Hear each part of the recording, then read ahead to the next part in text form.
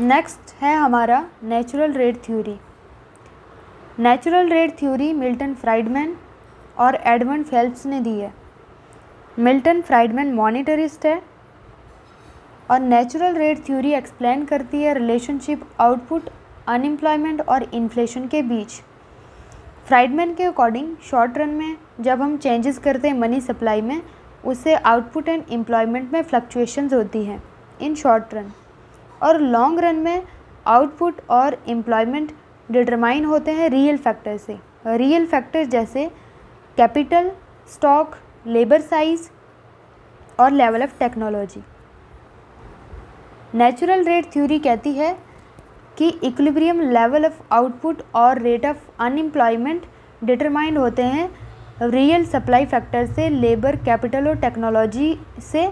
ये हमेशा एग्जिस्ट करते हैं इकोनॉमी में, ठीक है। रियल फैक्टर्स जो हैं सप्लाई साइड से, जैसे लेबर, कैपिटल और टेक्नोलॉजी, यही डिटरमाइन करते हैं इक्विलिब्रियम लेवल ऑफ आउटपुट और रेट ऑफ अनएम्प्लॉयमेंट, और ये हमेशा कुछ रेट से इकोनॉमी में एग्जिस्ट करते हैं, ठीक है। मीन्स कि एक ऑलमोस्ट कंसिस्टेंट लेवल से ही एग्जिस्ट करते हैं इकोनॉमी में, जो कि रियल फैक्टर से या रियल सप्लाई साइड फैक्टर से डिटरमाइन होते हैं, ठीक है। सो रियल फैक्टर्स, यहाँ पे सप्लाई साइड फैक्टर्स की बात हो रही है। फ्राइडमैन का मानना है कि अगर इकोनॉमी में हम कुछ टाइम के लिए मॉनेटरी पॉलिसी से, एक्सपेंशनरी मॉनेटरी पॉलिसी से आउटपुट एंड एम्प्लॉयमेंट को इंक्रीज़ कर भी दें अबाउट नेचुरल रेट, लेकिन लॉन्ग रन में वो फिर से नेचुरल रेट पे आ जाएंगे due to real factors, real supply side factors से। सो कहने का मीनिंग है कि इकोनॉमी में हमेशा कुछ रेट ऑफ अनएम्प्लॉयमेंट एग्जिस्ट करता है ड्यू टू इम्पॉर्टेंट दो रीजंस हैं, एक स्ट्रक्चरल और दूसरा फ्रिक्शनल अनएम्प्लॉयमेंट।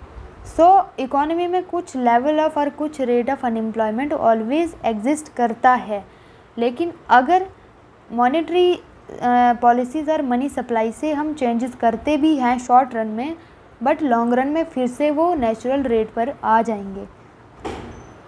सो अगर हम एक्सपेंशनरी पॉलिसी को अप्लाई भी करते हैं, अगर हम अनएम्प्लॉयमेंट को रिड्यूस करने के लिए एक्सपेंशनरी मॉनेटरी पॉलिसी को अपनाते भी हैं, तो इससे क्या होगा, आउटपुट लेवल बढ़ जाएगा और अनएम्प्लॉयमेंट कम हो जाएगी नेचुरल रेट से, और प्राइस लेवल भी बढ़ जाएंगे।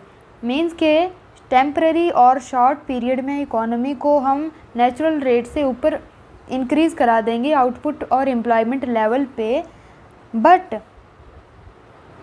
बट इन लॉन्ग रन में equilibrating forces, real supply side factors जिनकी हमने बात की, वो फिर से एम्प्लॉयमेंट को और आउटपुट लेवल को नेचुरल रेट पर ले आएंगे,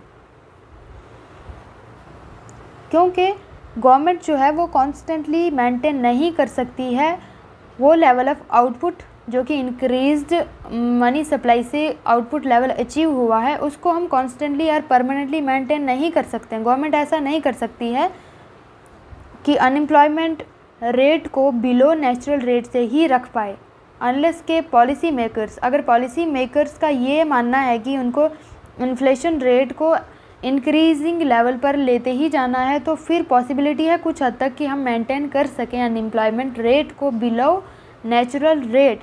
बट लॉन्ग रन में ये बहुत डिफ़िकल्ट टास्क है फॉर गवर्नमेंट कि वो अनएम्प्लॉयमेंट रेट को बिलो नेचुरल रेट रख पाए, ठीक है। तो लॉन्ग रन में फिर से बैक टू नेचुरल रेट पर एम्प्लॉयमेंट एंड आउटपुट आ जाएगा। अब फ्राइडमैन की डेफिनेशन क्या है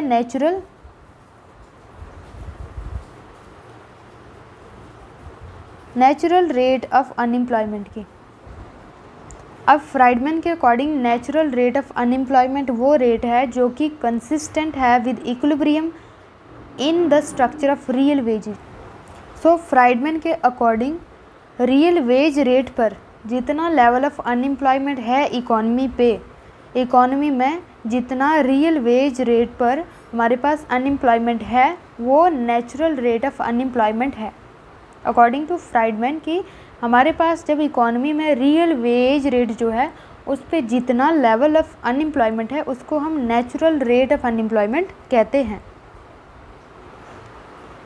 जहाँ पे रियल वेज रेट कहाँ पे डिसाइड होता है, हमें पता है कि जहाँ पे लेबर सप्लाई और लेबर डिमांड इक्वल होते हैं, बट हम बात करते हैं रियल वेज रेट की। रियल वेज रेट पर जब लेबर डिमांड और लेबर सप्लाई का इक्विलिब्रियम मेंटेन होता है, उस पॉइंट पे जितना लेवल ऑफ अनएम्प्लॉयमेंट होता है इकोनॉमी में उसको हम नेचुरल रेट ऑफ अनएम्प्लॉयमेंट कहते हैं।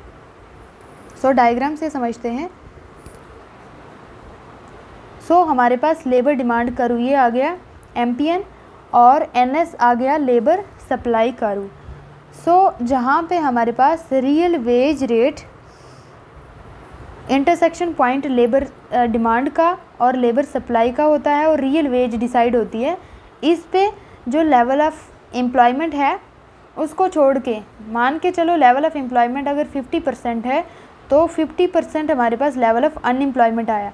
सो ये 50% जो है ये हमारे पास क्या आया, नेचुरल रेट ऑफ अनएम्प्लॉयमेंट।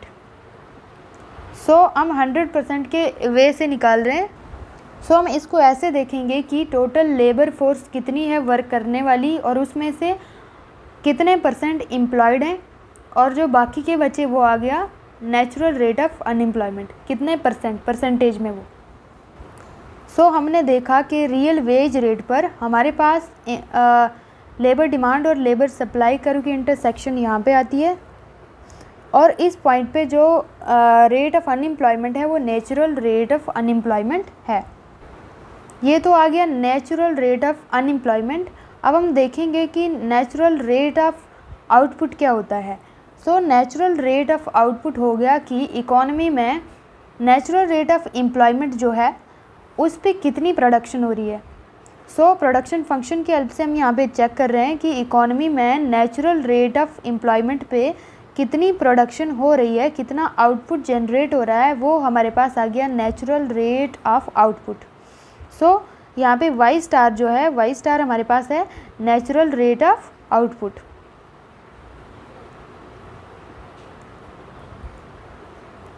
ये थोड़ी डायग्राम की एक्सप्लेनेशन है, जैसे कि यहाँ पे लेबर डिमांड कर्व कौन सा है और लेबर सप्लाई क्या है, ये सारी चीज़ें।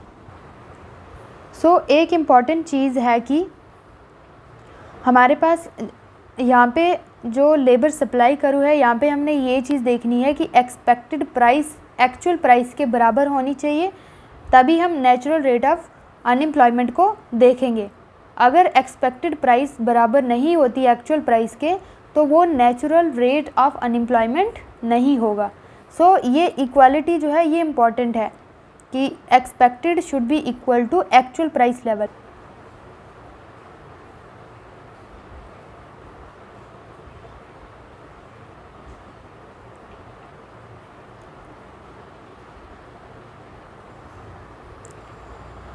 सो यही सारी बातें हमने इधर भी लिखी हैं कि नेचुरल रेट ऑफ अनएम्प्लॉयमेंट को कैसे निकालेंगे। टोटल लेबर फोर्स जो रेडी है वर्क करने के लिए और उसमें से हम माइनस करेंगे कि एम्प्लॉयड कितनी है, उससे हमें नेचुरल रेट ऑफ अनएम्प्लॉयमेंट निकलेगा। और नेचुरल लेवल ऑफ, यहाँ पे लिखा नेचुरल लेवल ऑफ आउटपुट, ये वो आउटपुट होता है जो जनरेट होता है नेचुरल लेवल ऑफ एम्प्लॉयमेंट पे। ठीक है, natural rate of employment depend करता है रियल फैक्टर्स और सप्लाई फैक्टर्स ऑफ प्रोडक्शन, जैसे टेक्नोलॉजी और लेबर हो गया। Natural rate of unemployment aggregate demand पे डिपेंड नहीं करता है। अब डिफरेंस क्या है फ्राइडमैन और क्लासिकल्स के बीच में, फ्राइडमैन और क्लासिकल्स के बीच में। सो क्लासिकल्स का कहना है कि जहाँ पे हमारे पास के डिमांड फॉर लेबर और लेबर सप्लाई कर्व कट करते हैं एट रियल वेज रेट, वही लेवल ऑफ एम्प्लॉयमेंट होता है इकोनॉमी में। बट फ्राइडमैन का यहाँ पे कोई नेसेसरीली ऐसा पॉइंट है नहीं कि हमारे पास इकोनॉमी में जहाँ पे नेचुरल रेट है जिस पे कि डिमांड और supply at real wage rate पर इंटरसेक्ट कर रहे हैं, तो ज़रूरी नहीं है कि इकोनॉमी उसी पॉइंट पे हमेशा वहीं पे प्रोडक्शन करे या उसी पे एग्जिस्ट हो शॉर्ट रन में। और सिमिलरिटी क्या है फ्राइडमैन और कीनीशन के बीच में कीनीशन और फ्राइडमैन के बीच ये सिमिलरिटी है कि फ्राइडमैन का भी ये कहना है कि एक्सपेक्टेड प्राइस एक्चुअल प्राइस के बराबर होगी, तभी मतलब हमारे पास natural rate of unemployment decide होगा। मीन्स के यहाँ पे इनका ये कहने का है कि वर्कर्स नहीं है, उनको भी एक्चुअल पता नहीं है कि प्राइस लेवल क्या होना है, सो एक्सपेक्टेड प्राइस यूज़ की गई है यहाँ पे, ठीक है। सो वर्कर्स को एक्चुअल में नॉलेज नहीं है कि प्राइस लेवल क्या है एक्चुअल वाला। सो एक्सपेक्टेड प्राइस लिया है फ्राइडमैन ने भी और कीनीशन ने भी एक्सपेक्टेड प्राइस लेवल को ही लिया है। सो नेक्स्ट थिंग जो मैंने बताई थी डायग्राम में कि अगर एक्सपेक्टेड प्राइस एक्चुअल प्राइस के बराबर नहीं होता है तो इकोनॉमी में हमारे पास नेचुरल रेट ऑफ एम्प्लॉयमेंट और आउटपुट डिसाइड नहीं हो पाएगा। सो ये थी नेचुरल रेट थ्योरी।